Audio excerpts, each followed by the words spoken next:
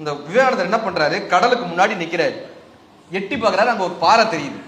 இவர் என்ன யோசிக்கிறாரு, நான் அந்த கடலை தாண்டி போய் அந்த பாறையில உட்காந்து தியானம் பண்ணணும்னு நினைக்கிறாரு. சுத்தி கடல் இருக்கிற காரணத்தினால அந்த பாறையில உட்காந்து நான் தியானம் பண்ணுவான்னு நினைக்கிறாரு. இந்த படகு ஓட்டிட்டு போவாங்கல்ல, அவங்க கிட்ட கேட்கிறாரு, என்னை கொண்டு போய் அந்த பாறையில விட்டுற முடியுமாப்பான்றாரு. அவங்க ஒரு காலனா கேட்கறாங்க. அந்த காலத்துல காலனா கொண்டு போய் விடுறதுக்கு கேட்பாங்கல்ல, காலனா கேட்கறாங்க. நம்மள்ட்ட காசு கிடையாது, ஏன்னா அவர் உண்மையிலேயே சாமியார். அவர் உண்மையிலேயே சாமியார் விவேகானந்தர். தனித்தீவோ அல்லது சிஷியங்களோ இருக்காரு நம்மளுக்கு. அதனால என்ன பண்றாரு, காசு இல்ல பண்றாரு. இந்த படகு ஓட்டிட்டு போனவர் இருக்காருல்ல, அவர் சொன்னாரு, இந்த பாருப்பா, காசு இருந்தா உன்னை கொண்டு போய் விடுவோம், இல்லைன்னா நீ கடல்ல குதிச்சு போ. என்ன வந்துச்சு, கடல்ல குதிச்சு நீச்சல் அடிச்சு போனாரு.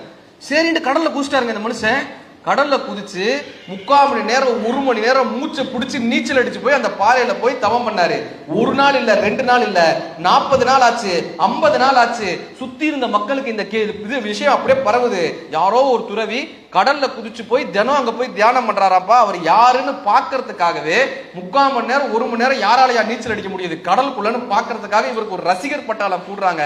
அப்படி நீச்சல் அடித்து போய் ஒரு மொட்டைப்பாறையில் உட்கார்ந்து தியானம் செய்து அந்த மொட்டைப்பாறையை தன்னுடைய பெயர் கொண்ட பாறையாக மாற்றினார்ல, அதுதாங்க ஒரு மனிதனுடைய வெற்றி.